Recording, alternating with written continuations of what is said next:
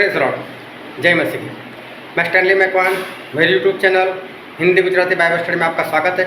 मेरे चैनल को आप अभी इसी वक्त सब्सक्राइब कर लीजिए और परमेश्वर के ज्ञान में बढ़ते जाओ। परमेश्वर ने एलिय्याह को ऐसा बोला कि तू चलकर होरेब पहाड़ को आ।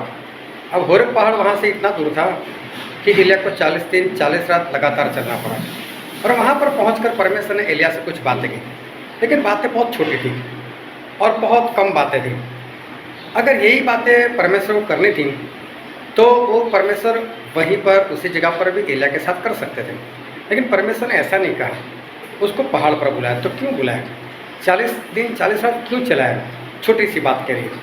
इसके पीछे क्या राज है, वो जानने के लिए इस वीडियो को पूरा देखो।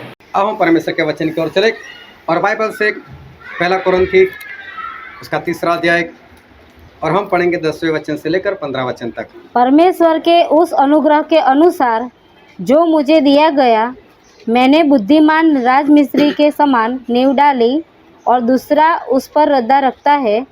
परंतु हर एक मनुष्य चौकस रहे कि वह उस पर कैसा रद्दा रखता है, क्योंकि उस नींव को छोड़ जो पड़ी है और वह यीशु मसीह है, कोई दूसरी नींव नहीं डाल सकता। यदि कोई इस नींव पर सोना या चांदी या बहुमूल्य पत्थर या काठ या घास या फूस का रद्दा रखे तो हरेक का काम प्रकट हो जाएगा, क्योंकि वह दिन उसे बताएगा। इसीलिए कि आग के साथ प्रकट होगा और वह आग हरेक का काम परखेगी कि कैसा है। जिसका काम उस पर बना हुआ स्थिर रहेगा वह मजदूरी पाएगा। यदि किसी का काम जल जाएगा तो वह हानि उठाएगा, पर वह आप बच जाएगा, परंतु जलते जलते। परमेश्वर पिता का वचन हमारे लिए बहुत ही आशीषित है और परमेश्वर पिता का वचन सच्चा है। और बाइबल में लिखा है कि तू सच्चाई को जानेगा तो सच्चाई तुझे आज़ाद करेगी। एक इंसान था और वो जहाँ पर जॉब कर रहा था, उसकी जॉब ये थी कि लकड़े का घर बनाना। लकड़े का घर बनाना मतलब खिलौना नहीं, क्योंकि कई जगह पर लकड़े के घर बनते हैं, वहाँ पर धरतीकंप ज़्यादा आते हैं, इसलिए लकड़े के घर में लोग बसते हैं। तो ऐसी एक जगह थी और वहाँ पर ये भाई साहब किसी फैक्ट्री में काम कर रहे थे और वहाँ पर जो ऑर्डर आता था उस ऑर्डर के हिसाब से वो घर बनाते थे। अभी ये भाई साहब बहुत फेमस थे, क्योंकि घर बनाने की इनकी जो टेक्निक थी या इनके अंदर जो कौशल था उसके हिसाब से बहुत बढ़िया ये काम करते थे और सभी लोग चाहते थे कि हमारा घर यही बनाए यही बनाए। अभी क्या हुआ, उनकी पत्नी थी, बच्चे थे और बच्चे बड़े होते गए और बच्चे जवान हो गए। बच्चे जवान हो गए, पढ़े लिख कर अभी वो लोग भी कमाई करने लग गए। जब बच्चे कमाई करने लग गए तो उन्होंने पिता को बोला, पिताजी आपने हमारे लिए बहुत मेहनत की और आज तक आपने बहुत कमाई की, हमको पढ़ाया लिखाया, लेकिन अब आप बूढ़े हो गए हो और अभी हमसे देखा नहीं जाता कि आप मजदूरी करते हो इस तरह से। तो बोला भाई आप जॉब छोड़ दो। अभी पिताजी हम लोग हैं ना, हम बच्चे हैं ना, हम आपको खिलाएंगे, लेकिन आप ये जॉब अभी छोड़ दो। पिताजी भी चाहते थे कि मैंने काफ़ी साल मेहनत की है, अभी मैं भी बूढ़ा हो गया हूँ, तो अभी बाकी का जो वक्त है वो परमेश्वर की आराधना में बिताऊँ और मैं भी यहाँ से आज़ाद हो जाऊँ, मैं भी यहाँ से फ्री हो जाऊँ।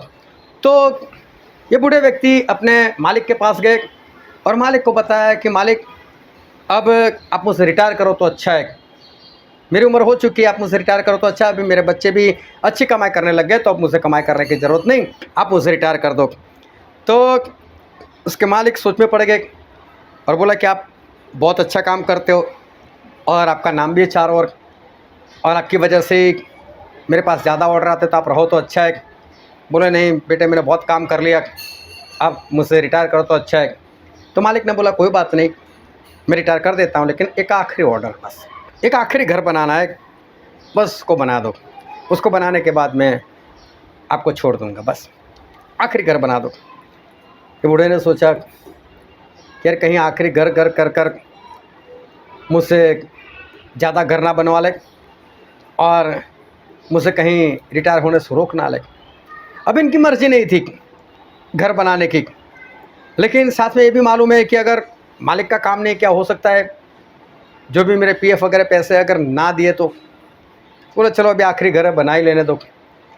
तो आखिरी घर भी उन्होंने बनाया, लेकिन उनकी मर्ज़ी नहीं थी और घर बनाने में उनको जैसे कंटाल आता था, बस नहीं बनाना। लेकिन अब देख रहे कि आखिरी घर है, तो अभी घर बिगड़ जाए तो अभी क्या, वैसे ही रिटायर होना है, अभी अच्छा घर बनाकर भी क्या करेंगे। तो जल्दी जल्दी में जैसा है वैसा ये भाई साहब ने घर बना दिया। और घर बनाने के बाद उसने अपने मालिक से बात की कि देखो आपने बोला था ऐसा और मैंने वो घर बना दिया। बोले कोई बात नहीं, अब आप मुझसे रिटायर कर दो। बोले ठीक है। और उसके मालिक ने अपने टेबल में से एक चाबी निकाली और चाबी निकाल कर एक बूढ़े व्यक्ति को दी। बोले किसकी चाबी है? बोले जो आखिरी घर बनाया ना वो आपके लिए था, मेरी ओर से गिफ्ट थी, इसलिए मैंने बोला था कि एक आखिरी घर भी बना दो। भाई बूढ़े ने चाबी तो ले ली, लेकिन बूढ़ा बहुत पछता है, और लोगों के लिए बहुत बढ़िया बनाया, सभी के लिए जी जान से मेहनत की, आखिरी घर मेरा ही था और उस वक्त मैंने अच्छे से नहीं बनाया। जब मुझे मिलने वाला था वही मैंने सही से नहीं बनाया। अब करे तो भी क्या करे, घर तो बन चुका था और वही घर उनको गिफ्ट में मिला। ऐसा नहीं था ये नहीं बना सकते थे, कौशल तो था इनमें अच्छा बनाने का, लेकिन उस वक्त मन नहीं था, उनकी इच्छा नहीं थी और इस कारण वो नहीं बना पाए। एक बार मैं एक गांव में गया था, खेड़ा, और वहाँ हमेशा जो बस है वो मिलती नहीं है, बहुत कम बस। तो मैं क्या करता था, वहाँ 4 रास्ते के ऊपर खड़ा हो जाता था और जो आए उसको हाथ बताता, चाहे ट्रक आए चाहे टैंकर आए, जो भी आए, जो भी बिठा ले बस पहुँच जाना है घर पर, क्योंकि बस का इंतज़ार करते करते हो सकता है रात भी हो जाए लेकिन ना मिले। तो ऐसे एक बार मैं वहाँ खड़ा था, एक ट्रक आ रहा था, तो मैंने ट्रक वाले को इशारा किया तो उससे रोक लिया। जब रुका तब मैंने देखा सिर्फ आगे वाली कैबिन थी, पीछे तो कुछ था ही नहीं, पीछे सब खाली था। अभी मैंने बोला चलो कोई बात नहीं, अभी तो जा रहा है, मैंने बोला वडोदरा जाना है। बोले मैं रनौली तक जा रहा हूँ। बोला कोई बात नहीं, रनौली तक तो बिठा ले, फिर तो वडोदरा में घुस ही गया, फिर वहाँ से मैं पहुँच जाऊँगा। अभी मैं उसके साथ बैठ गया। अभी वो ट्रक चला रहा है और जब मैं उसको ट्रक चलाते हुए देखता हूँ तो मैं हैरान कि कैसा चला रहा है। सामने से कोई आ रहा है, तब रोड भी सिंगल था, अभी तो अच्छा रोड बन गया। सामने से कोई आ रहा है, बीच में से हटा ही नहीं रहा है, बड़ी मुश्किल से हटा पाता है। मैं बोला ऐसे क्यों चला रहा है, जैसे सामने वाले को ठोकने का इरादा हो। तो मैंने उसके साथ बातें करना शुरू की। तो भाई साहब आप करते हो क्या? बोले सच बोलो। मैंने बोले मैं कार चलाता हूँ, पहली बार ट्रक में बैठा हूँ। मैंने बोला अच्छा मौका दिया प्रार्थना करने का। अभी पूरी पहुँचते तक मुझे प्रार्थना करनी पड़ेगी ताकि मैं पहुँच पाऊँ। पहली बार ट्रक चला रहा था। देखो उससे क्या सोचा मालूम है, मुझसे बताया, बोले कार की तरह गियर होते हैं, कार की तरह इसका हैंडल रहता है, कार की तरह क्लच ब्रेक सब कार की तरह रहता है, बस दिखने में बड़ा है और क्या है, देख लेंगे। तो मैंने बोला कोई बात नहीं, आज तक नहीं चला लेकिन पहुंचा दूंगा इसको। फिर मैंने प्रार्थना की, परमेश्वर मैं बैठा हूँ इसके अंदर, अभी आप कुछ करना है। और सही में उसके बाद उसका ट्रक बहुत अच्छे से चला, ऐसा नहीं लगता जैसे वो पहली बार चला रहा है। लेकिन ट्रक चलाने का कौशल नहीं था इसके अंदर, लेकिन इच्छा थी कि नहीं मैं लेकर जाऊंगा, किसी ने मुझे काम दिया है तो काम को मैं अंजाम दूंगा, पूरा करूंगा, इसकी मर्ज़ी थी। और सही में रनौली तक हम अच्छे से आ गए।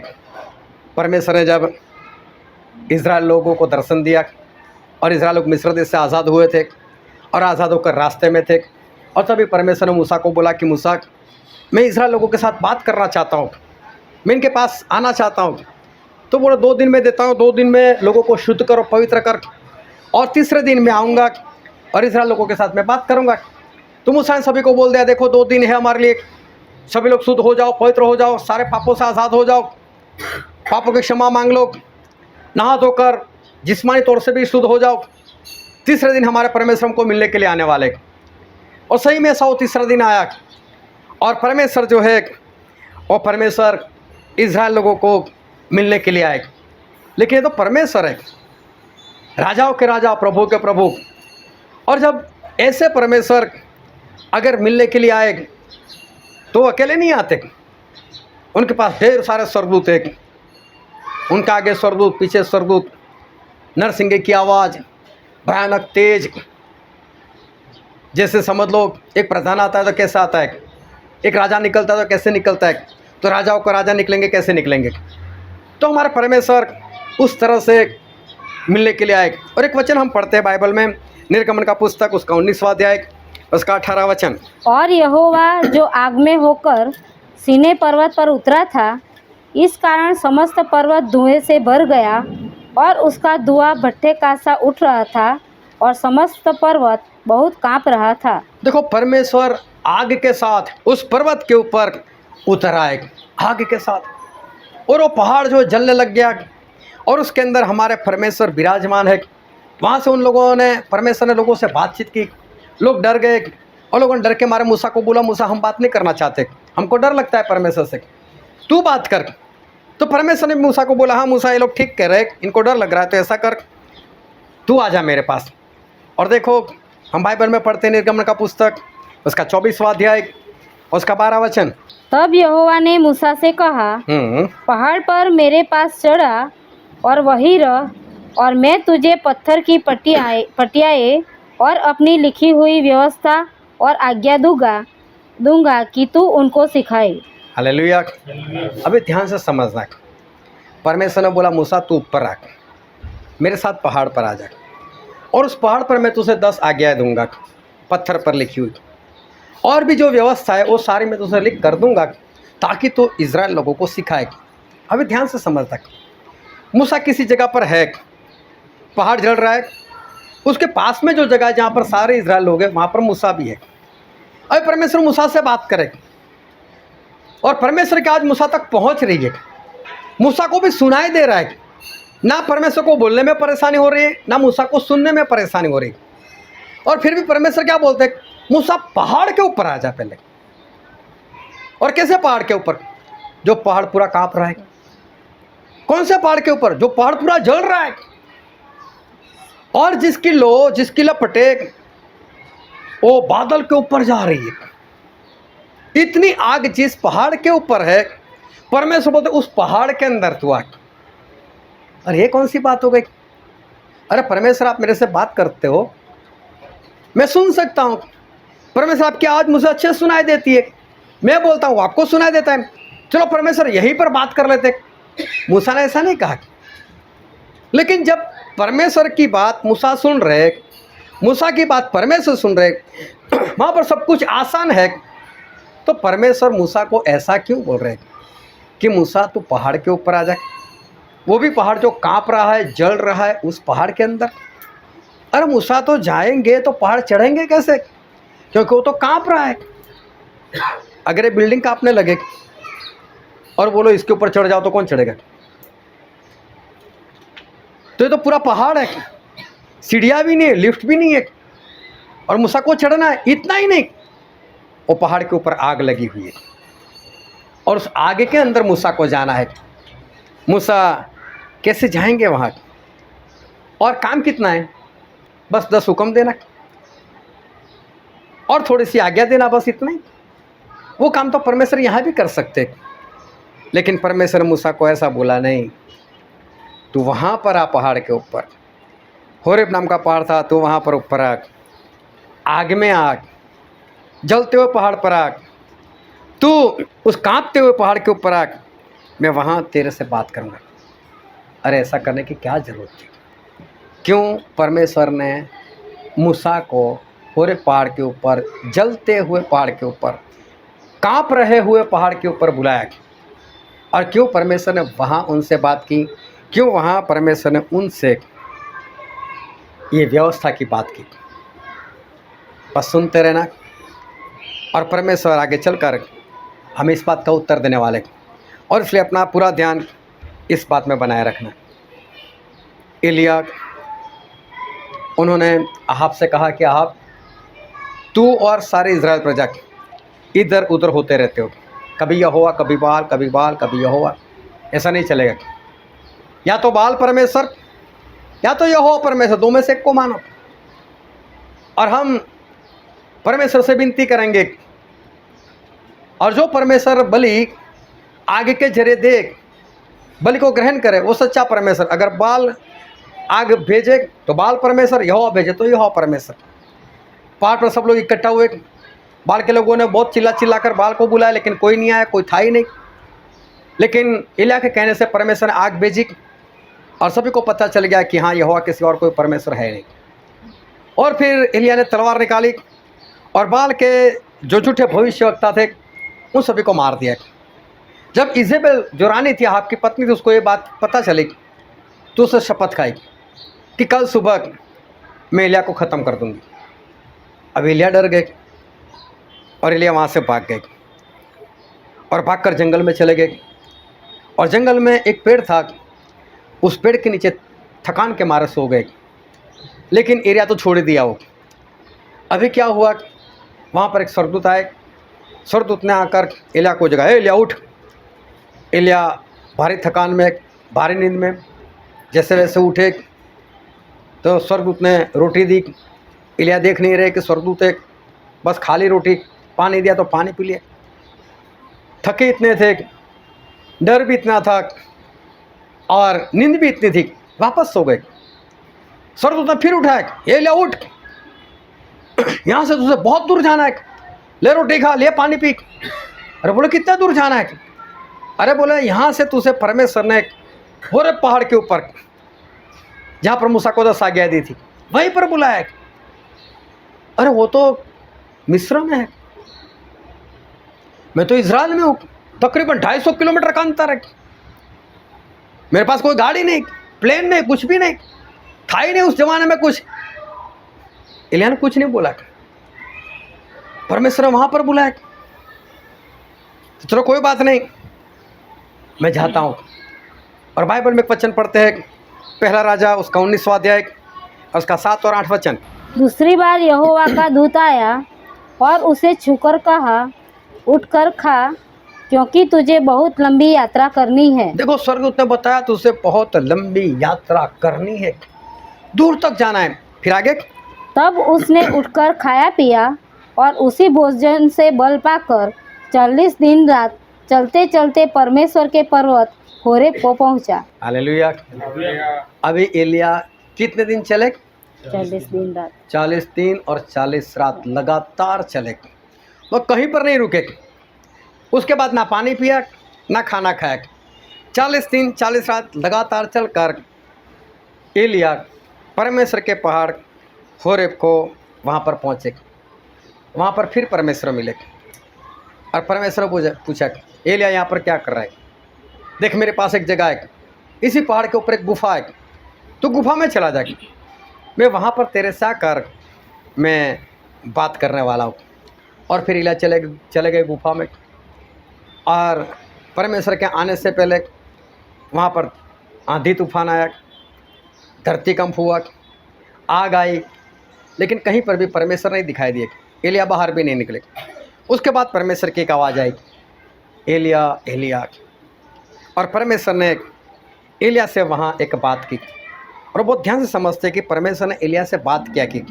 हम पढ़ते हैं पहला राजा उसका 19वां अध्याय और 15 से लेकर 18 वचन तक पढ़ो। यहोवा ने उससे कहा, लौटकर दमिश्क के जंगल को जा, और वहाँ पहुंचकर अराम का राजा होने के लिए हजाएल का, और इज़राइल का राजा होने को निमसी के पोते येहू का, और अपने स्थान पर नबी होने के लिए आबेल महोला के सापात के पुत्र एलीशा का अभिषेक करना। और इज़राइल की तलवार से जो कोई बच जाए उसको येहू मार डालेगा, और जो कोई येहू की तलवार से बच जाए उसको एलीशा मार डालेगा। तो अभी मैं 7000 इज़राइलियों को बचा रखूँगा। ये तो सब है जिन्होंने न तो बाल के आगे घुटने टेके और न मुँह से उसे चूमा है। हालेलुया। देखो, सिर्फ इतनी बात की परमेश्वर ने। एलिय्याह को बुलाकर सिर्फ इतना बताया, हजाएल का अभिषेक करना है, अराम का राजा बनाना है, येहू का अभिषेक कर इज़राइल का राजा बनाना है, और तेरी जगह पर एलीशा को भविष्यवक्ता बनाना है, बस। और दूसरी बात की कि बस 7000 ऐसे लोग हैं जो इज़राइल में कभी बाल के आगे नहीं झुके, बस।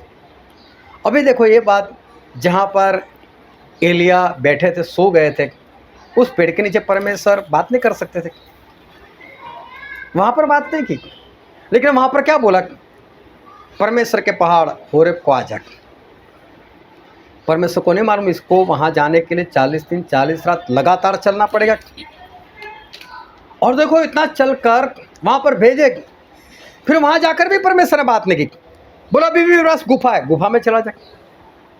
तो गुफा में जाने से पहले क्या परमेश्वर वहाँ बात नहीं कर सकते थे? परमेश्वर ने वहाँ पर भी बात नहीं की, लेकिन गुफा में जाकर परमेश्वर ने बात की। और बात भी कहाँ कितनी इतनी बड़ी खास है, छोटी सी तो बात है। हजाल का अभिषेक कर, येहू का अभिषेक कर, एलीशा का अभिषेक कर, बस बात खत्म। हजाल से बचेगा येहू मारेगा, येहू से बचेगा तो एलीशा मारेगा। तो इतनी छोटी सी बात, और इस छोटी सी बात के लिए इज़राइल से एलिया को बुलाकर होरेब पहाड़ को पहुंचाया, वहाँ से भी गुफा में पहुंचाया, और वहाँ पर जाकर इतनी बात की। किसी को गुस्सा ना आए? परमेश्वर इतनी बात कर रहे तो वहाँ नहीं बात कर सकते थे? और इतनी बात करने के लिए परमेश्वर ने इसको यहाँ तक क्यों भगाया? परमेश्वर बताएंगे हमको कि परमेश्वर ने ऐसा एलिया के साथ क्यों किया। प्रभु स्वाए इस धरती पर हमारे लिए मर भी गए, तीसरे दिन प्रभु से जिंदा भी हो गए।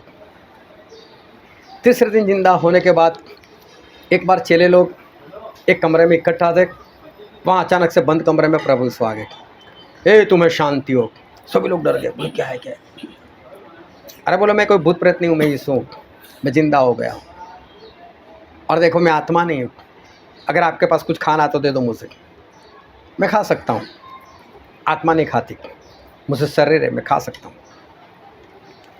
उनको दर्शन दिया, वहाँ से चले गए। अभी थोमा वहाँ पर नहीं थे। थोमा कहीं बाहर गए तो थोमा आए, तो बाकी चले खुश होकर बताए थोमा थोमा हमारे यीशु जिंदा हो गए, हमको दर्शन दिया, इस घर में आए थे और हमको बोला शांति हो। थोमा बोलते पागल हो गए, कैसे माना आप लोगों ने? उनके हाथ देखे, घाव का निशान देखा था, पैर देखा था, घाव का निशान देखा था, उनकी छाती देखी थी, घाव का निशान देखा था। बोले नहीं ये तो कुछ नहीं देखा हम लोगों ने, हम तो खुश ही इतने हो गए, कुछ नहीं देखा। बोले मैं नहीं मानने वाला, जाओ। दूसरे हफ्ते प्रभु यीशु फिर आ गए। ए थोमा इधर आ, देख मेरे हाथ, देख मेरे पैर, देख मेरी छाती। अविश्वासी मत बन, विश्वास कर। ये दूसरी बार दर्शन दिया। थोमा ने बोला मेरे प्रभु, मेरे परमेश्वर, उससे भी मान लिया। उसके बाद पतरस जो थे सारे चेलों को बोलने लगे मैं तो मछली मारने के लिए जा रहा हूँ। तो बोलते हैं अभी हम लोग यहाँ बैठ कर क्या करेंगे, हम भी आते हैं, चलो। सभी लोग मछली मारने के लिए चले गए। अभी क्या हुआ, पूरी रात मेहनत की, मछली नहीं आई। सुबह अभी तो अंधेरा था, अभी सूरज बाहर नहीं निकला था। प्रभु यीशु आ गए, ए बच्चे लोग तुम्हारे पास मछली है क्या? बोलते नहीं है मछली। तक बोले कोई बात नहीं, दाहिनी ओर जाल डालो, और दाहिनी ओर जाल डाली। इनको नहीं मालूम कि यीशु है, क्योंकि अंधेरे में पहचाना नहीं था। अभी क्या हुआ, बहुत मछली आ गई, और यूहन्ना को याद आया कि 3.5 साल पहले ये घटना हो चुकी थी हमारे साथ। तब प्रभु यीशु आए थे, बोला था गहरे जल में जाल डालो, और बहुत मछली आई थी। मुड़ कर देखा, सूरज बाहर निकल चुका था। प्रभु यीशु को पहचाना, यीशु, वे पतरस यीशु है तो। और सब लोग बाहर आए, और फिर प्रभु यीशु ने पतरस से बात की और चेले लोगों से भी बात की। प्रभु यीशु 40 दिन 40 रात वो इसी धरती पर लोगों को इसी तरह से अलग अलग लोगों को दर्शन देते रहे, और फिर 40वें दिन वो वापस स्वर्ग में चले गए। लेकिन 40वें दिन एक काम उन्होंने किया, और हम बाइबल में पढ़ते हैं मत्ती उसका 28वां अध्याय उसका 16वां वचन। 11 चेले गलील में उस पहाड़ पर गए जिसे यीशु ने उन्हें बताया था। हाँ, ये 40वें दिन की बात है कि जब प्रभु यीशु ने चेलों को एक पहाड़ पर आने को बोला, और चेले उस पहाड़ पर चले गए। अभी ध्यान से समझना, ये ऐसी वैसी बात नहीं कि प्रभु ने इन सभी लोगों को पहाड़ पर बुलाया और चेले आसानी से पहुंच गए। यूहन्ना 20 में लिखा है कि यहूदियों के डर से चेले दरवाज़ा बंद कर कर बैठते थे, बाहर नहीं निकलते थे। इनको डर था। पत्रस से 3 बार प्रभु उसका इनकार क्यों किया था? क्योंकि मालूम था अगर मैं बोलूँ कि हाँ मैं यीशु को जानता हूँ, मैं उसका चेला हूँ, हो सकता है उसको भी मार दे। बस जितने प्रभु यीशु को मानने वाले उनको मार दो, ये डर था। और इसे सारे चेले छुप कर दरवाज़ा बंद कर कर बैठते, दरवाज़ा खोलते नहीं थे। और प्रभु यीशु ने उनको ऐसा बोला, एक काम करो भाई, उस पहाड़ के ऊपर आ जाओ। अब प्रभु यीशु ने उनको एक पहाड़ के ऊपर बुलाया। क्या इनका पहाड़ पर जाना आसान था? बहुत मुश्किल था। और मुश्किल की भी बात छोड़ो, असंभव जैसी बात थी, क्योंकि यहूदा इस्करियोती तो नहीं रहे थे, लेकिन 11 चेले तो थे। अगर 11 चेले अगर साथ में निकले फिर तो कोई भी पहचान लेगा, ये तो ये है यीशु के चेले, मार दो, खत्म कर दो इनको। तो साथ में निकल नहीं सकते। दूसरी बात, परमेश्वर ने किसी जगह पर बुलाया है, उस पहाड़ पर जाना है, टाइम भी दिया होगा, इतने बजे आना है आपको, सुबह 10 बजे या 11 बजे, 12 बजे, शाम को 4 बजे, जो भी टाइम है। लेकिन प्रभु ने किसी वक्त पर बुलाया होगा इनको, उसी वक्त पर पहुंचना है। तो 11 लोगों ने क्या सोचा होगा, देखो साथ में निकलेंगे तो मार दिए जाएंगे, कोई भी हमको साथ में पहचान सकता है, इससे अच्छा है अलग अलग निकलो। ये थोमा पहले तू निकल जा, ये पतरस तू पिछले वाले दरवाजे से निकल जा। किसी भी तरह से लोग अलग अलग निकले, अलग अलग वक्त पर निकले। लेकिन वो वक्त याद है कि वहाँ पर कौन से वक्त पर पहुँचना है, वहाँ पर तो साथ में ही पहुँचना है। मतलब वक्त जो है, जो वक्त ठहरा है परमेश्वर ने, उस वक्त तो पहुँच ही जाना है। अब ये चेले बहुत मुश्किल से असंभव बात को क्रॉस करते हुए एक किसी तरह से छुपाते, डरते हुए, मौत का भय मानते हुए किसी तरह से लोग पहाड़ पर चले गए। और जैसे वो लोग पहाड़ पर चले गए और प्रभु यीशु वहाँ पर पहाड़ पर आए, और पहाड़ पर आकर परमेश्वर प्रभु यीशु ने उनसे कुछ बात की। और हम वचन पढ़ते हैं मत्ती उसका 28वां अध्याय और 18 से 20 पढ़ो तो। यीशु ने उनके पास आकर कहा, स्वर्ग और पृथ्वी का सारा अधिकार मुझे दिया गया है, इसीलिए तुम जाओ, सब जातियों के लोगों को चेला बनाओ और उन्हें पिता और पुत्र और पवित्र आत्मा के नाम से बपतिस्मा दो, और उन्हें सब बातें जो मैंने तुम्हें आज्ञा दी है मानना सिखाओ। और देखो, मैं जगत के अंत तक सदा तुम्हारे संग हूँ। देखो, यहाँ तक बुलाने के बाद प्रभु से बात कितनी की, ऊपर स्वर्ग और नीचे पृथ्वी पर सारा अधिकार मेरे पास में है, सभी देशवासियों को मेरा चेला बनाओ, पिता पुत्र और पवित्र आत्मा के नाम से उनको बपतिस्मा दो, जो जो आज्ञा मैंने तुम्हें बताया उनको मानना सिखाओ, संसार के अंत तक मैं तुम्हारे साथ हूँ। अरे इतना बोलना था तो जब बंद दरवाजे के अंदर आए तब बोलते, दूसरी बार दर्शन दिया जब थोमा आ गए थे तब बोल देते, समुद्र के किनारे दर्शन दिया वहाँ पर बोल देते। देखो, इतनी सी बात करने के लिए प्रभु ने पहले उनको बोला पहाड़ पर आओ भाई, तारीख दी, महीना बताया, 40वां दिन बताया, टाइम भी बताया। प्रभु से नहीं जानते कितना मुश्किल है इन लोगों के लिए। अगर ये यहूदी लोगों के हाथ में पड़ गए, किसी ने पहचान लिया है थोमा है, पतरस है, तो मार देंगे। लेकिन फिर भी प्रभु ने उनको वहाँ पर बुलाकर बात की, एक छोटी सी बात। लेकिन प्रभु ने इतना जोखिम उठाने के बाद ये बात उनसे क्यों कही, घर पर क्यों नहीं की, समुद्र के किनारे प्रभु ने ये बात उनसे क्यों नहीं की, इसके पीछे क्या कारण था? ध्यान से समझते रहना। 2 बातें होती हैं इंसान के जीवन में,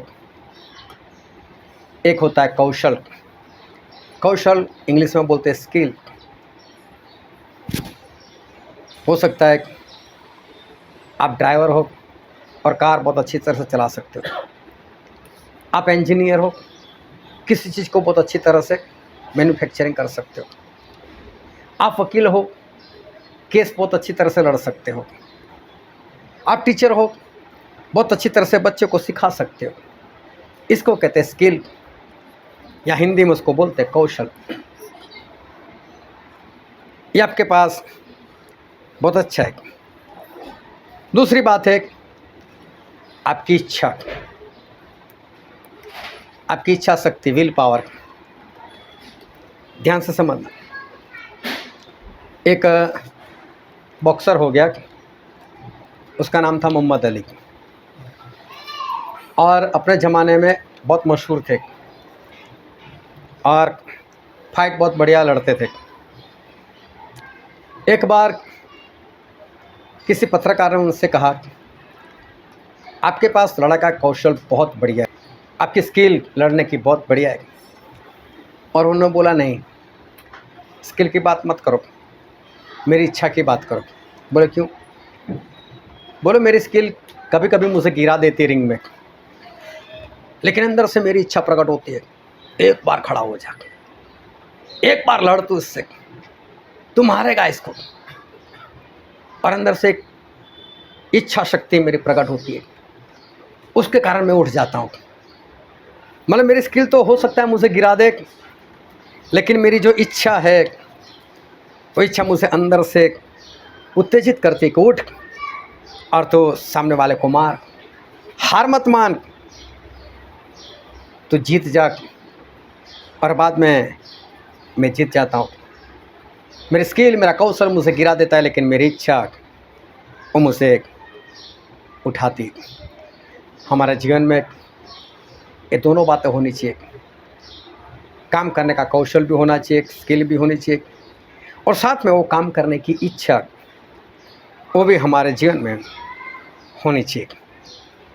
इसलिए परमेश्वर अपने लोगों को इन दोनों बातों में, स्किल या कौशल और इच्छा में संपूर्ण बनाने का प्रयत्न करते थे। परमेश्वर अपने दास लोगों को कौशल और इच्छा में संपूर्ण बनाने का प्रयत्न करते थे। जो 70 चेले थे, उन्होंने मना कर दिया, हम प्रभु यीशु का लहू नहीं पिएंगे, उनका मांस नहीं खाएंगे। प्रभु यीशु ने बोला, जो कोई मेरा मांस खाएगा, मेरा लहू पिएगा, उसी को अनंत जीवन है। लेकिन 70 चेले जो थे, उन्होंने मना कर दिया और प्रभु यीशु को छोड़कर वो लोग चले गए।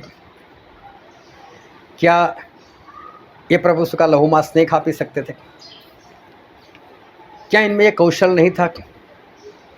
क्या इनमें स्किल नहीं थी? वो तो थी, लेकिन इच्छा नहीं थी, ऐसा करने की इच्छा नहीं थी। क्योंकि 12 चेलों को जो परमेश्वर ने अधिकार दिया था, वही अधिकार परमेश्वर ने 70 चेलों को भी दिया था। जितना कुछ परमेश्वर ने 12 चेलों के लिए किया था, वही 70 के लिए भी किया था। अगर 12 चेले भूत प्रेत निकाल सकते थे, तो 70 चेले भी निकाल सकते थे। दोनों में एक समान स्किल, एक समान कौशल था। प्रभु उसने 12 को पूछा, क्या आप लोग भी मुझे छोड़कर जाना चाहते हो? बोले, नहीं प्रभु, हम तो खाएंगे ना, हम तो पिएंगे ना, हम आपका लहू पिएंगे, हम आपका मांस खाएंगे। मालूम है कि इंसान कैसे दे सकता है? ये परमेश्वर कुछ समझाने का प्रयत्न कर रहे हैं। इनकी इच्छा थी, हाँ हम करेंगे प्रभु, जैसा आप बोलते हो वैसा ही हम करेंगे। स्किल तो 70 में भी थी, लेकिन उनकी इच्छा नहीं थी, तो वो काम उस वक्त नहीं कर पाए और उसके बाद कभी भी नहीं कर पाए। लेकिन 12 चेलों के पास कौशल भी था और 12 चेलों के पास इच्छा भी थी, और इसलिए 12 चेले ये काम कर पाए। इंसान के जीवन में ये दोनों बात होनी चाहिए, और इसलिए परमेश्वर अपने लोगों के अंदर ये कौशल भी चेक करते थे और साथ में उनकी इच्छा है कि नहीं वो भी चेक करते थे। अब आत्मा में चलने के लिए हमारे कोई स्किल कौशल नहीं चाहिए। अगर चाहिए तो वो सिर्फ पवित्र आत्मा है। पवित्र आत्मा ही हमारा कौशल है, वही हमें वचन सिखाते हैं, वही हमको याद दिलाते हैं, वही गवाही दिलाते हैं, वही पाप क्या है उसके बारे में हमको बताते हैं। सब कुछ पवित्र आत्मा से होता है। पवित्र आत्मा से ही हम सामर्थ्य पाते हैं। पौलुस ने भी कहा, जो मुझे सामर्थ्य देता है उनकी सहायता से मैं सब कुछ कर सकता हूँ। तो हम मसीही लोग, हम विश्वासी लोग, हम जितने भी हैं, उन सभी का कौशल वो तो पवित्र आत्मा से है। लेकिन इच्छा वो तो खुद की होनी चाहिए।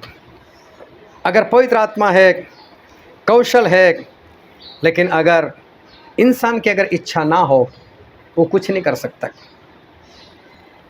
एक बाप था, उसने अपने बेटे को बोला कि बेटे जा जाकर खेत में काम कर। बेटे ने मना कर दिया, मैं नहीं जाने वाला। तो दूसरा बेटा था, उसको बाप ने बोला कि बेटा तू जा खेत में काम कर। हाँ पापा जाता हूँ। देखो पापा ने दोनों को बोला, इसका मतलब दोनों के पास कौशल है। पहले ने मना कर दिया, मैं नहीं जाने वाला, मेरी इच्छा नहीं है। दूसरा बोलते मेरी इच्छा है, लेकिन पहले वाला पछताया, मैंने पिता को मना क्यों कर दिया, चलो मैं जाता हूँ। और दूसरा जिसने इच्छा जताई थी उसकी इच्छा मर गई, नहीं जाना है, छोड़ो। तो जिसके पास कौशल भी था और इच्छा भी थी उसने काम पूरा किया, लेकिन कौशल तो दोनों के अंदर था, लेकिन इच्छा नहीं होने के कारण एक ने काम किया और एक ने काम नहीं किया। हालेलुया। अब ध्यान से समझना, एलिया थक गए थे, लड़ाई करके आए थे, थक चुके थे, मौत का डर था, भागे हुए थे, और वो एक पेड़ के नीचे जाकर बैठ गए। तुरंत नहीं सो गए थे, सोने से पहले उन्होंने कुछ काम किया था। और हम बाइबल में पढ़ते हैं, पहला राजा उसका 19वां अध्याय उसका 4था वचन। परंतु वह स्वयं जंगल में एक दिन के मार्ग पर जाकर एक जौ के पेड़ के तले बैठ गया। वहाँ उसने यह कहकर अपनी मृत्यु मांगी, हे यहोवा, बस है, अब मेरा प्राण ले ले, क्योंकि मैं अपने पुरखाओं से अच्छा नहीं हूँ। देखो एलिया ने ऐसा बोल दिया था, परमेश्वर अपने कोई काम नहीं करने वाला, मुझे मौत दे तो बस, मैं तो मरना चाहता हूँ, बस मरकर आपके पास आना चाहता हूँ, अब मेरी ड्यूटी खत्म है, अब मैं कुछ काम नहीं करने वाला। कौशल था, पवित्र आत्मा थे, अभिषेक किया हुआ था, लेकिन अब इच्छा नहीं थी काम करने की। अब मेरी इच्छा नहीं है, अब तो मार दो परमेश्वर, मुझे ख़त्म कर दो, मैं अभी कोई काम करने वाला नहीं। मौत मांग रहे थे, मुझे कोई काम नहीं करना। लेकिन परमेश्वर ने एलिया के लिए तो अभी भी काम बाकी रखा था, अभी तो एलिया का काम पूरा नहीं हुआ था। परमेश्वर उसको ऊपर बुलाए कैसे? परमेश्वर चाहते नहीं एलिया तुझे काम करना है, लेकिन अगर प्रभु बोले काम कर, पहले ही बोल दिया था मैं नहीं करने वाला, मैं तो मरना चाहता हूँ, मुझे तो मौत चाहिए, तो परमेश्वर को भी मालूम कि ये तो अभी मना कर रहा है, मुझे काम नहीं करना है, इसलिए परमेश्वर बोला कि एलिया काम कर, होरेब पहाड़ पर आ जा। अभी देखो ऐसे वैसे नहीं था, होरेब पहाड़ बहुत दूर था, 40 दिन 40 रात लगातार चलना था। ऐसा भी नहीं था कि एलिया को रास्ता नहीं मालूम, ऐसा भी नहीं था एलिया को ये नहीं पता कि कितना दूर है, ऐसा भी नहीं था एलिया को ये नहीं मालूम कि इतना चलकर जाना है। सब कुछ एलिया को मालूम था, बहुत दूर है और 40 दिन 40 रात चलना है, कैसे होगा। लेकिन एलिया ने मना नहीं किया, लेकिन मालूम है परमेश्वर ने होरेब को क्यों बुलाया? इससे तो मना तो कर ही दिया, मैं ही नहीं काम करने वाला, मैं तो मरने वाला हूँ। प्रभु बोलते कोई बात नहीं, मार ही दूंगा, चल मर जा। लेकिन होरेब को तो हक, तो परमेश्वर देखना, अगर इसने मेरा कहना किया तो आगे भी करेगा। अगर आज ना बोल देगा तो समझ लो ये नहीं करने वाला। तो परमेश्वर उसको देखना चाहते थे, एलिया मेरा काम करेगा या नहीं करेगा आगे, कि आधा काम छोड़ देगा अभी। परमेश्वर को जरूरत थी, एलिया होरेब पहाड़ पर आ जा। और देखो एलिया ने एक बार भी नहीं बोला परमेश्वर जो कुछ करना है यहीं पर कर दो, चलना भी नहीं मुझे, नहीं। एलिया ने काम किया। हालेलुया। परमेश्वर देखना चाहे, कौशल तो है इसमें, मैंने पवित्र आत्मा दिया हुआ है, लेकिन मेरा काम करना भी चाहता है कि नहीं। और एलिया ने चाहा कि नहीं प्रभु, मांग तो रहा हूँ मौत, लेकिन आपको छोड़कर कहाँ जाऊँ। और 40 दिन 40 रात लगातार चले। वहाँ जाकर भी मौत ही मांगी थी, हमने पढ़ा नहीं। वहाँ जाकर भी मौत ही मांगी, तो प्रभु बोलता कोई बात नहीं, गुफा में आ जा। अभी गुफा में बुलाया, और वहाँ प्रभु उसने मौत की कोई बात नहीं की। प्रभु उसने बोला कि जा मेरा काम कर, हज़ाएल का अभिषेक कर दे, यहू का अभिषेक कर दे, और तेरी जगह पर एलीशा का अभिषेक कर दे। कितनी छोटी सी बात, लेकिन छोटी सी बात करने से पहले जानना तो पड़ेगा नहीं, ये करेगा भी या नहीं करेगा। इसलिए परमेश्वर ने एलिया को इतनी दूरी पर बुलाया कि इसमें कौशल तो है लेकिन इच्छा भी है कि नहीं काम करेगी। इच्छा होगी तो काम कर पाएगा, और काम करेगा तो मेरा काम ये पूरा भी करेगा। और कौशल भी था, इच्छा भी थी, तो एलिया ने अपना काम जो है वो पूरा किया। देखो उसके बाद कभी मौत नहीं मांगी, और आखिर तक उन्होंने काम पूरा किया। इसलिए तो परमेश्वर मूसा से भी कहते, मूसा को देना क्या, सिर्फ आज्ञा है, सिर्फ 10 आज्ञाएं देनी थी। हालेलुया, सिर्फ 10 आज्ञाएं देनी थी और कुछ व्यवस्था देनी थी। लेकिन परमेश्वर को मालूम है कि मूसा को मैं बुलाता हूँ पहाड़ के ऊपर, पहाड़ जल रहा है, पहाड़ कांप रहा है, तो इतना तो इसको पता होना चाहिए कि परमेश्वर बुला रहे हैं। और परमेश्वर आग में बुलाए तो समझ लेना कि वो आग एसी का काम कर रही होगी। अगर परमेश्वर बुला रहा है और पहाड़ कांप रहा है तो कुछ नहीं होगा इससे। परमेश्वर मेरा हाथ जरूर पकड़ने वाला है, क्योंकि खुद पहाड़ पर है, तुम उसे गिरने तो नहीं देंगे। हालेलुया। तो मूसा ने यही सोचा कि परमेश्वर बुला तो चलो ना, जाते हैं। कौशल तो था लेकिन इच्छा भी थी कि चलो परमेश्वर का काम करना है, क्योंकि यही मूसा ने पहले 3 बार बहाने बताए थे और चौथी बार तो परमेश्वर को मनाही कर दिया था। और मूसा को 40 साल की लंबी जर्नी करनी थी इस्राएल लोगों के साथ, और प्रभु को मालूम था 40 साल इसको रहना है, ये कहीं मेरा काम आधे में ना छोड़ दे। इसलिए परमेश्वर ने पहले से ही जांचा, मूसा पहाड़ के ऊपर आ जा। और तब परमेश्वर ने मूसा से बहुत कम बातें की, थोड़ी बातें की, लेकिन वो इसलिए था कि परमेश्वर जांचना चाहते थे कि इसके अंदर कौशल तो है लेकिन करने की इच्छा भी है कि नहीं। और जब परमेश्वर का काम करने की इच्छा जब हम रखते हैं तो वे इच्छा नहीं है, वो हमारे परमेश्वर के प्रति अधीनता दर्शाती है। हालेलुया। ध्यान से समझते रहना, जब परमेश्वर के काम की बात आती है या किसी भी इंसान के व्यक्ति के काम की बात आती है, जब आप उसका काम करने के लिए तैयार होते हो, इच्छा दर्शाते हो, तो सही में ये आपकी उसके प्रति अधीनता है। 40 साल मूसा को ऐसे लोग मिले थे, कभी उन्होंने मूसा के साथ शांति से बात ही नहीं की। प्यासा मरने के लिए लेकर आए, भूखा मरने के लिए लेकर आए, अगुआ बनकर बैठा है इतना लंबा रास्ता। और हर बार साथ में कौन थे मालूम है? यहोशू। कई बार तो यहोशू भी डर जाते होंगे, क्योंकि एक बार तो इन लोगों ने पत्थर ले लिए हाथ में, मारो बोलो मूसा को। मूसा ने परमेश्वर को बोला, परमेश्वर जल्दी पानी दो, ये तो पत्थर हाथ में मारेंगे मुझे। परमेश्वर तुरंत पानी निकाल कर दिया।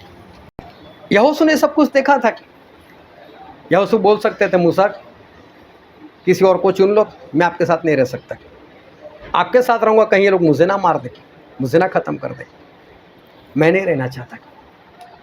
लेकिन यहोशू लगातार मूसा के साथ 40 साल तक बने रहे, परमेश्वर के अधीनता में और मूसा की अधीनता में। तब जाकर 40 साल के बाद परमेश्वर ने बोला कि यहोशू तुम मूसा की जगह पर, और मूसा को बोला, ए मूसा, यहोशू के ऊपर हाथ रख, तेरी जगह अब उसको दे दे। हालेलुया। 40 साल की अधीनता, 40 साल की इच्छा। तब एलिया वापस काम करने लग गए। एलीशा एलिया के पीछे पीछे जा रहे। एलिया तो बहुत पैसे वाले थे, हम कई बार देख गए, सब कुछ छोड़कर एलिया के पीछे जा रहे। और ऐसा हुआ कि एलिया को ऊपर जाना था, और एलीशा सोच रहे थे कि कब से मैं एलिया के पीछे भाग रहा हूँ, मेरे पास है क्या? मेरे पास तो कुछ नहीं है, मेरे पास तो ना कौशल है, मैं तो कुछ कर ही नहीं सकता। एलिया तो बड़े बड़े चमत्कार कर रहे, और मुझे एलिया वाली जगह संभालना है, मुझे तो कुछ चाहिए। और एलीशा सब कुछ सोचते हुए एलिया के पीछे पीछे जा रहे। और जब एलिया को उठाया जाना था, एलिया ने रोक दिया, एक एलीशा यहीं पर रुक जा, मुझे परमेश्वर ने यहाँ से आगे बुलाया। तो बोले, देखो परमेश्वर की शपथ, और तेरी सौगंध एलिया मैं नहीं छोड़ने वाला। क्यों डाला था उस वक्त कुर्ता मेरे ऊपर, क्यों मुझे बुलाया था मेरे पीछे चल, अब मैं ना छोड़ू, अब मैं नहीं छोड़ने वाला। और एलीशा एलिया के पीछे, एलिया बोलता ठीक है चल। वहाँ से आगे गए, बोले परमेश्वर ने मुझे यरीहो बुलाया है तो यहाँ पर रुक जा। बोले नहीं, तेरी शपथ, परमेश्वर की शपथ, मैंने छोड़ने वाला, मैं तो आऊँगा। यरीहो चले गए, फिर एक बार रोक लिया। बोले परमेश्वर ने मुझे बैतल को बुलाया तो यहाँ पर रुक जा। बोले नहीं, परमेश्वर की सौगंध, आपकी भी सौगंध, मैं नहीं रुकने वाला। बैतल को चले गए, एक बार फिर रोका, यहीं पर रुक जा, मुझे परमेश्वर ने यरदन को बुलाया। बोले कोई बात नहीं, मैं नहीं छोड़ने वाला। और यरदन को चले गए। अभी तो वहाँ से किसी जगह जाना ही नहीं था। और यरदन नदी को 2 हिस्से कर दिए, उस पार निकल गए। और एलिया ने बोला एलीशा तुझे कुछ चाहिए क्या मेरे पास? बोले तभी तो पीछे पड़ा, तभी तो कहीं रुका नहीं। बोले क्या चाहिए? बोले तेरे पास जो ना उसका डबल। अब एलिया बोले डबल कैसे दूँ? और एलिया परमेश्वर के दास थे, वो कब से जानते थे इसको डबल चाहिए और डबल मेरे पास है नहीं, मैं खुद सिंगल वाला हूँ, इसको डबल कैसे दूँ? बार बार रोकने का प्रयत्न किया और साथ में जांचने का भी प्रयत्न किया, क्योंकि एलिया को मालूम मैं नहीं दे सकता लेकिन परमेश्वर तो दे सकते। तो आखिर में पूछ लिया, बोल क्या चाहिए? बोले डबल चाहिए, जो आपके अंदर उससे 2 गुना। बोले एक शर्त पर मिलेगा, अगर तूने मुझसे ऊपर जाते हुए देख लिया मिल जाएगा। अभी यहाँ तक आए तो अभी ऊपर जाते देखने ही वाले थे, लेकिन इतनी आसान बात नहीं थी। आग के बने हुए घोड़े, आग का बना हुआ रथ, और ये परमेश्वर भेज रहे थे अपने खास गेस्ट के लिए, जिसको जिंदा ऊपर उठाना था। हालेलुया। तो 2-4 घोड़े वाला रथ नहीं था, मालूम नहीं कितने घोड़े होंगे परमेश्वर के। एक खास इंसान को ऊपर बुलाना था। हालेलुया। जिसने कौशल के साथ और इच्छा के साथ परमेश्वर का काम पूरा किया था, उस वक्त तक का, अभी कुछ काम बाकी है, वापस आएंगे, लेकिन उस वक्त का जो काम था वो तो पूरा किया था, ईमानदारी से किया था। और मालूम है परमेश्वर ऐसे लोगों को क्या बोलते? शाबाश मेरे विश्वास योग्य दास। नीचे स्तेफनुस मर रहे थे और परमेश्वर ने सिंहासन छोड़ दिया था, आजा मेरे बेटे, सिंहासन छोड़कर देखो एक इंसान को बुलाने के लिए। तो परमेश्वर ने कैसा रथ भेजा होगा, और ये लोग साथ में चलकर जा रहे और रथ बीच में से घुसने वाला था। इतनी आग में तो एलीशा मरने वाला थे। एलिया बोले देख लिया तूने, जिंदा रह गया, मिल जाएगा। और देखो एलीशा जिंदा रह गए और मिला भी, लेकिन कब मिला? आधीनता, इच्छा, मेरी इच्छा है, मुझे चाहिए। कितनी बार रोकना चाहिए। एक बार इसी वचन को मैंने थोड़ा डिटेल में सिखाया था, सबके बीच में कितने किलोमीटर वो मैंने गिनकर बताया था। मालूम नहीं कितने किलोमीटर लोग चल कर गए थे। किसी को बोला होता तो चलो मेरे साथ, बस यहाँ पर जाकर आते हैं, सुबह निकलेंगे शाम को आ जाएंगे। अरे नहीं 5 घंटे का रास्ता है, 6 घंटे का रास्ता है, मुझे नहीं आना भाई। वो भी बैठे बैठे, चलना तो है ही नहीं, फिर भी लोग नहीं निकल सकते। और यहाँ तो सिर्फ चल कर जाना है। अगर इंसान की इच्छा ना हो नहीं चल सकता, आधीनता ना हो इच्छा नहीं हो सकती। और एलीशा इतना चल कर गए, इतनी आधीनता दर्शाई, सच्चाई से काम किया, और देखो परमेश्वर ने उसको डबल दिया।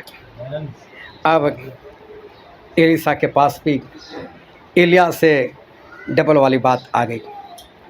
एलीशा ने भी कौशल के साथ, पवित्र आत्मा के साथ और पूरी इच्छा के साथ परमेश्वर का जो काम है वो पूरा किया।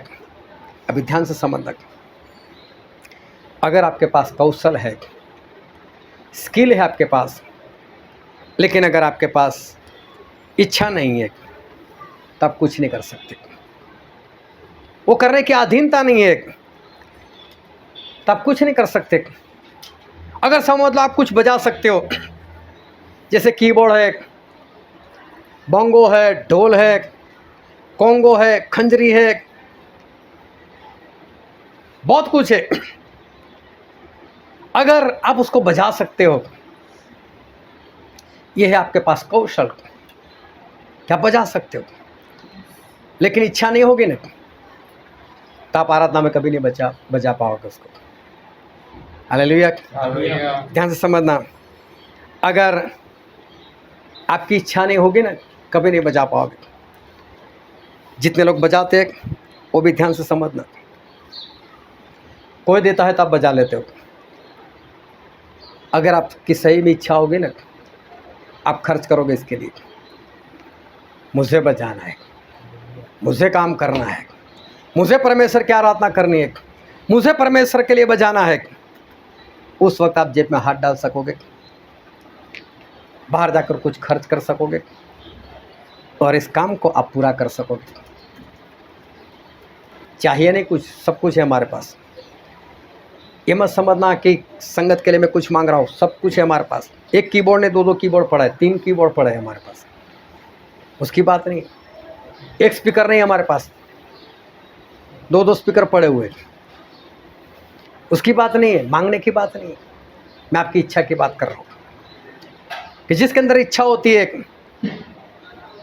वो खर्च कर कर काम पूरा करेगा। क्योंकि बाइबल में ऐसा लिखा है, एक वचन हम पढ़ते हैं, पहला इतिहास उसका 23वां अध्याय और उसका 5 वचन। बहुत ध्यान से समझना कि बहुत गहरी बात इस जगह पर लिखी हुई है। पढ़ो। और 4000 द्वारपाल नियुक्त हुए और दाऊद राजा ने 4000 द्वारपाल नियुक्त किए और 4000 बहुत ध्यान से, 4000 उन वाद्य यंत्रों से यहोवा की स्तुति करने के लिए हाँ ठहराए गए, हाँ, जो दाऊद ने स्तुति करने के लिए बनाए थे। हालेलुया। समझ आ रही है बात? 4000 लोग आराधना करने वाले थे। वो 4 के 4000 बाजे से आराधना करते थे और 4 के 4000 बाजे दाऊद ने बनाए थे। आप तो राजा नहीं हो, घर में तो चलती है ना पत्नी के सामने, घर में तो हो के नहीं राजा। सब लोग ऐसे कर रहे हैं, अरे ऊंचा ऊंचा कर बोले, डरते क्यों? अगर घर में भी राजा नहीं हो फिर तो और अच्छी बात है। ये राजा थे, पूरे इज़राइल लोगों को चलाना, लड़ाया लड़ना, उनकी देखभाल करना और फिर भी क्वायर के लिए इतनी मेहनत करना, 4000 बाजे बजाना, उसको बनाना। अरे कौन कर सकता है?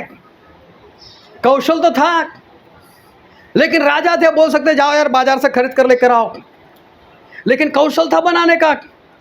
इतना ही नहीं, इच्छा भी थी, मैं बनाऊं मेरे परमेश्वर के लिए, चाहे कोई भी बजा लेकिन मैं बनाऊं। हालेलुया। समझते हो इच्छा क्या काम करवाती है? कौशल तो परमेश्वर दे देते हैं, गवाही भी लोग देते हैं, मुझे खंजरी बजाना आ गया, मुझे ढोल बजाना आ गया, मुझे कोंगो बजाना आ गया। कभी खुद से भी खर्च कर कर बजाना चाहा उसको क्या? वो तो मिल गया तो बजा लेते हो। इच्छा कहाँ है? और जब इच्छा नहीं होती तो इंसान काम नहीं कर सकता। दाऊद में कौशल था तो साथ में इच्छा भी थी। ये परमेश्वर की ओर की अधीनता दर्शाती है। 4000 बाजे दाऊद राजा ने बनाए। सोचो कितनी बड़ी बात, हम क्या नहीं कर सकते। अगर इच्छा हो तो आराधना करवा सकते हो। ये कौशल है, ये परमेश्वर ने आपको कौशल दिया है, ये कौशल है, लेकिन आराधना करवाने की इच्छा भी होनी चाहिए। वक्त मिलता है तब आप आराधना करवाते हो, ये इच्छा नहीं है, ये इच्छा शक्ति नहीं है।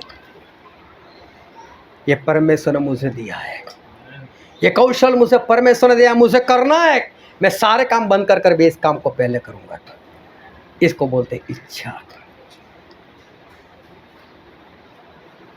मैं तो लोगों के साथ ज़बरदस्ती कर लेता हूँ। कई बार मैंने बताया इस बात को, आज फिर बताता हूँ। 3 लोगों को मैंने खड़ा किया था आराधना करवाने के लिए। बंद किया तब से एक भी नहीं बोल रहा है कि हाँ मुझे खड़ा होना है। अरे मैंने बोला कम से कम गाने तो लिख कर लेकर आ, वो भी नहीं हुआ। परमेश्वर ने कौशल दिया, क्यों दिया आप लोगों को? ऐसे ही व्यर्थ में पोल मारने के लिए? इच्छा नहीं है परमेश्वर की आराधना करने की। उसके बाद कुछ भी करो सबके साथ, क्या फायदा? वो तो सब आराधना कर रहे हैं, इसलिए आप आराधना कर रहे हो। अगर आराधना करवाने का कौशल अगर परमेश्वर ने दिया है, लेकिन साथ में अगर इच्छा नहीं है ना, अधीनता नहीं है ना परमेश्वर की, आप कुछ नहीं कर पाओगे। कोई आकर नहीं बोलता मैं आराधना करवाऊंगा। परमेश्वर की कृपा से विनोद भाई आज अपा दे। पिछली बार भी ऐसा हुआ, एक बार कोई बात उन्होंने मुझे बोल दी थी और उस दिन मैंने वचन में वही बोल दिया था। आज भी वही बात थी, लेकिन पहले ही बोल दिया था मैं करवाने वाला हूँ आराधना अगले संडे। अंदर होना चाहिए, इच्छा होनी चाहिए, मैं कराऊंगा। मना किसको है? कौशल तो परमेश्वर ने दे दिया, लेकिन इच्छा भी तो होनी चाहिए। उस भाई साहब ने घर तो बना दिया, कौशल तो था उसमें, अब बनाना नहीं चाहता, जबकि खुद के लिए बनाना था, लेकिन उसको मालूम नहीं था कि आखिरी घर है और मेरा मालिक मुझे ही देना चाहता है। जैसा वैसा बना दिया, तो मिला भी कैसा? जैसा वैसा। अब जैसा वैसा काम करोगे ना, परमेश्वर से जैसा वैसा ही मिलेगा। फिर उम्मीद मत रखना कि परमेश्वर ने मुझे अच्छे वाला नहीं दिया। कौशल तो है, लेकिन साथ में इच्छा भी होनी चाहिए। इच्छा वो हमारी अधीनता दर्शाता है। और फिर इंसान बोलता है, सोचता है परमेश्वर मेरा इस्तेमाल क्यों नहीं करता है, परमेश्वर मेरा इस्तेमाल क्यों नहीं करते। पता है बाइबल में लिखा है, एक वचन पढ़ते हैं, लूका रचित सुसमाचार उसका 10वां अध्याय 2 वचन। उसने उनसे कहा, पके खेत बहुत है परंतु मजदूर थोड़े हैं। हाँ, इसीलिए खेत के स्वामी से विनती करो कि वह अपने खेत काटने को मजदूर भेज दे। हालेलुया। परमेश्वर बरसों से बोल रहे हैं, खेत में फसल बहुत लग चुकी है, मुझे मजदूर चाहिए। स्वामी को प्रार्थना करो कि और मजदूर भेजे। मतलब परमेश्वर को आज भी लोगों की ज़रूरत है, इसलिए परमेश्वर कौशल तो आज भी देते, लेकिन मजदूर की भी तो इच्छा होनी चाहिए कि मैं मजदूरी करूं। उसको भी तो अंदर से लगना चाहिए, उसकी भी तो इच्छा होनी चाहिए, वो भी तो परमेश्वर की अधीनता में आना चाहिए। परमेश्वर ने तो दे दिया कौशल ताकि वो मेरा काम करे, ताकि वो आत्मा बचाए, ताकि वो आत्मा जीते, लेकिन अंदर से इच्छा भी तो होनी चाहिए। एक भाई साहब ने मुझसे बोला, मुझसे प्रश्न किया, परमेश्वर मेरा इस्तेमाल क्यों नहीं करते, मुझे कोई काम क्यों नहीं देते। मैंने स्पष्ट बात बताई, आपको जो भी आता है ना, एक बार करो तो सही। जितना आता है वो करने के लिए बाहर निकलो। जब आपको परमेश्वर काम करते हुए देखेंगे तो परमेश्वर अपना काम देंगे। जो खुद बैठा रहा उसको परमेश्वर काम क्या देगा? काम करना शुरू तो करो। आपको जो भी आता है, जितना भी आता है, उतना करो तो सही, तो परमेश्वर ऊपर से देखे और आपको कुछ काम दे। एक भाई के तो मैं पीछे ही पड़ गया, उनके घर पर ही पहुंच गया। मैंने बोला चलो लाओ कागज़, लाओ पेन लाओ, टारगेट बनाते आपको क्या क्या करना है। और मैंने टारगेट बना कर दे दिया, हर रोज़ इतना इतना काम जो है वो करना है। मैंने ज़बरदस्ती की, लेकिन ज़बरदस्ती के पीछे मेरा जो मानना था वो ये था कि अगर ये इंसान काम करेंगे इसी तरह से टारगेट के हिसाब से तो बहुत आगे बढ़ जाएंगे। और आगे बढ़ेंगे तो संगत वाला और ये भाई इतने आगे बढ़ गए, और उनको अंदर जलन पैदा होगी और वो लोग भी आगे बढ़ने का प्रयत्न करेंगे। लेकिन अफसोस सारी मेहनत व्यर्थ चली गई, इच्छा ही नहीं हुई आगे बढ़ने की। काम ही नहीं किया, अगर वो काम करते तो हो सकता है और भी लोग इस बात के लिए तैयार हो जाते। ये बहुत भयानक बात है, ये बहुत ही भयानक बात है। क्योंकि एक वचन आपको बताता हूँ, और बाइबल में लिखा है प्रकाशित वाक्य उसका 14वां अध्याय और उसका 13 वचन पढ़ो तो। फिर मैंने स्वर्ग से यह शब्द सुना, लिख, जो मृतक प्रभु में मरते हैं वे अब से धन्य है। आत्मा कहता है, हाँ, क्योंकि वे अपने सारे परिश्रम से विश्राम पाएंगे और उनके कार्य उनके साथ हो लेते हैं। हालेलुया। उनके काम उनके साथ हो लेते हैं, उनके काम उनके साथ आएंगे। हालेलुया। आप परमेश्वर की अधीनता में, परमेश्वर ने जो कौशल दिया है वो अपनी इच्छा से परमेश्वर की अधीनता में जैसा काम करोगे वो काम आपको स्वर्ग में पहुंचाएंगे। क्या पहुंचाएंगे आपको? आपके काम। कौशल नहीं पहुंचाएगा। कौशल के बाद आपकी इच्छा ही नहीं, अधीनता ही नहीं है तो कैसे पहुंचोगे? कौशल के साथ आपकी इच्छा चाहिए, आपकी अधीनता चाहिए।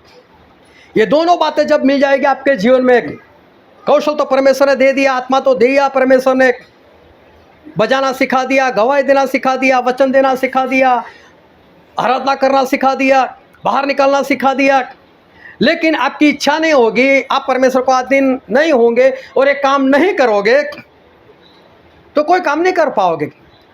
और काम नहीं करोगे तो कौन से काम तुम्हारे साथ में आएंगे? आप जो काम करोगे वो काम स्वर्ग में आपको लेकर जाने वाला है, और इसलिए काम तो करना ही करना है। हालेलुया। उस काम से आपको विश्रांति मिलेगी। अगर आपने परमेश्वर की अधीनता में रहकर काम किया है तो परमेश्वर आपको स्वर्ग में लेंगे और आपको शांति देंगे। क्या आपने ऐसा कोई काम किया है आज तक कि परमेश्वर बोले, हाँ आजा मेरे बेटे स्वर्ग में, मैंने कौशल दिया और तूने अपनी इच्छा जताई, तू मुझसे अधीन हो गया और तूने काम किया, आ जा ऊपर। हालेलुया। कैसे काम है? वो काम आपको विश्रांति दिलाएंगे। उस भाई साहब ने ऐसा वैसा घर बना दिया तो ऐसा वैसा ही मिला उसको। कभी ट्रक नहीं चलाया था लेकिन बोला मेरी इच्छा है मैं चलाऊंगा, तो सही जगह पर सलामती से पहुंच पाए। इच्छा होगी, अधीनता होगी तो परमेश्वर सफलता क्यों ना दे? देंगे परमेश्वर सफलता। कौशल लेकर बैठ गए, परमेश्वर से ले लेकर बैठ गए, लेकिन परमेश्वर को दे नहीं रहे। वो इच्छा नहीं, वो अधीनता नहीं। और जो वचन आज हमने पढ़ा था 1 कुरिन्थी उसका 3 अध्याय 10वें वचन से लेकर 15 वचन, और वहाँ पर पौलुस बोलते कि मैंने एक कुशल कारीगर की तरह मैंने नींव रख ली है, और वो नींव तो प्रभु यीशु मसीह है। उसके ऊपर लोग रद्दा रखते हैं, मतलब ईंट रखते हैं, पत्थर रखते हैं, सीमेंट लगाते, रेत लगाते, उसके ऊपर एक दीवार बनाते, एक भवन बनाते। लेकिन कौन कैसा काम करता है वो आग से परखा जाएगा। कोई तो सोने के समान काम करता है, कोई तो चांदी के समान काम करता है, कोई तो मूल्यवान पत्थर के समान काम करता है, लेकिन कोई तो घास के समान काम करता है, कोई तो भूसे के समान काम करता है, और कोई तो लकड़ी के समान काम करता है। और आग से ये सारे काम परखे जाएंगे, ये सारे काम आग में डाल दिए जाएंगे, और जिसका काम बचेगा उसको फायदा होने वाला है। हालेलुया। पढ़ो तो उसका 12 वचन। यदि कोई इस नींव पर सोना या चांदी या बहुमूल्य पत्थर या काठ या घास या फूस का रद्दा रखे तो हरेक का काम प्रकट हो जाएगा। देखो काम को कैसे बताया गया, सोने जैसा काम को कैसे बताया गया, चांदी जैसा काम को कैसे बताया गया, मूल्यवान पत्थर के समान काम, काम को कैसे बताया गया? लकड़े के समान काम। काम को कैसे बताया गया? घास के समान काम, भूसे के समान काम। वहाँ पर कोई सोना नहीं रखना है, चांदी नहीं रखनी, मूल्यवान पत्थर नहीं रखना है। काम की तुलना ऐसे की है, लेकिन सबसे बढ़िया काम कौन सा है? सोने वाला काम। सोने जैसा काम और सबसे मूल्यवान काम है। और मालूम है इन आखिरी दिनों की कलीसिया को परमेश्वर ने क्या बोला है? एक वचन पढ़ते हैं हम, प्रकाशित वाक्य उसका 3रा अध्याय और 1 और 2 वचन। सरदीस की कलीसिया के दूत को यह लिख, जिसके पास परमेश्वर की 7 आत्माएं और 7 तारे हैं, वह यह कहता है कि मैं तेरे कामों को जानता हूँ। तू जीवित तो कहलाता है, पर है मरा हुआ। जागृत हो और उन वस्तुओं को जो बाकी रह गई है और जो मिटने को है, उन्हें दृढ़ कर, क्योंकि मैंने तेरे किसी काम को अपने परमेश्वर के निकट पूरा नहीं पाया। देखो परमेश्वर बोलते इन आखिरी कलीसिया को, आखिरी दिन की कलीसिया को, बोले तू जीवित तो कहलाता है, लेकिन है मुर्दा, मतलब तेरे में दिखावा है। हाथ में बाइबल, संगति, उपवास, प्रार्थना, होल नाइट, सब कुछ है, लेकिन सब कुछ दिखावे का। जो काम होना चाहिए वो तो हो नहीं रहा। जो परमेश्वर ने कौशल दिया वो इच्छा से कर तो नहीं रहे, वो अधीनता तो है नहीं। और परमेश्वर क्या बोल रही है आखिरी दिन की कलीसिया को? मैंने तेरे किसी भी काम को पूरा होते हुए नहीं देखा। एक भी काम तूने पूरा नहीं किया। किसी गांव में गए, हफ्ते गए, 10 दिन गए, महीना गए, छोड़ दिया तो छोड़ दिया। किसी को बचाने के लिए गए, 1 बार गए, 3 बार गए, 4 बार गए, छोड़ दिया तो छोड़ दिया। कहीं पर मिलने के सोची, 1 बार गए, 2 बार गए, 4 बार गए, छोड़ दिया तो छोड़ दिया।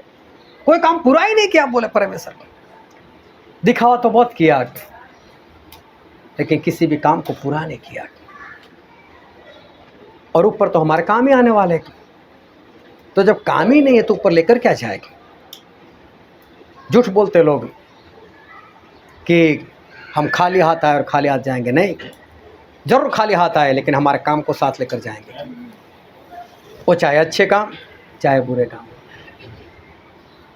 लेकिन परमेश्वर चाहते हैं, उन्होंने जो हमको कौशल दिया, उस कौशल में परमेश्वर की अधीनता से, हमारी इच्छा से हम काम को पूरा करें।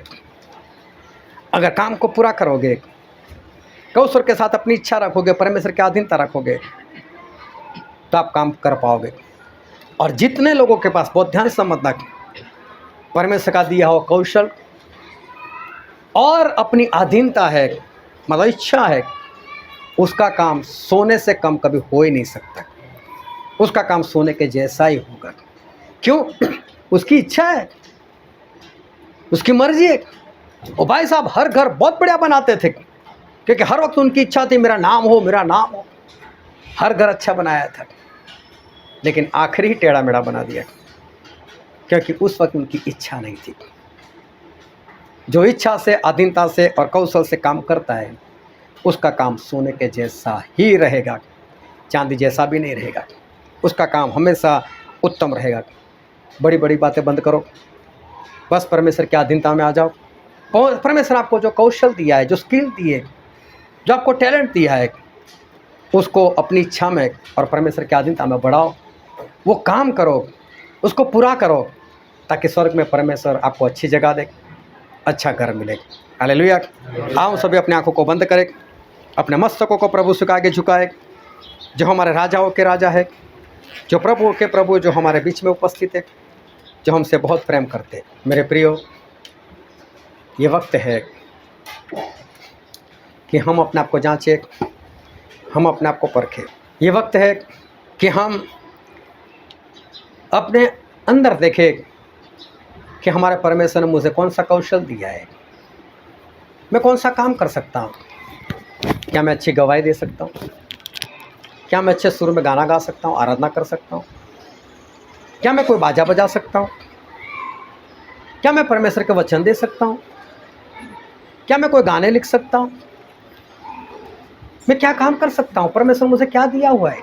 अपने आप को जांचो, उस कौशल को ढूंढ निकालो, और अगर पता है तो अपने आप से और सवाल करो कि क्या उस काम को पूरा करने के लिए मेरे अंदर इच्छा भी है कि नहीं, मेरे अंदर परमेश्वर वाली अधीनता है भी या नहीं। मेरे प्रियो, कौशल से आप काम नहीं कर पाओगे अगर साथ में आप इच्छा मतलब परमेश्वर की अधीनता में नहीं रहोगे। दोनों को साथ में रखो, इच्छा रखो, तलब रखो कि हाँ मुझे परमेश्वर का काम करना है, क्योंकि वही काम आपको स्वर्ग में पहुंचा सकता है। इसलिए अपने आप को तैयार करो उस काम के लिए, इच्छा शक्ति को बढ़ाओ, परमेश्वर की अधीनता में बढ़ो, ताकि परमेश्वर आपके लिए बोल सके कि शाबाश मेरे विश्वासियों के दास, तेरे प्रभु के आनंद में प्रवेश कर। मेरे प्रियो, कहीं लेट ना हो जाए, कहीं कुछ खो ना बैठे। इससे पहले आज जब वक्त मिला है तो हम पश्चाताप करें।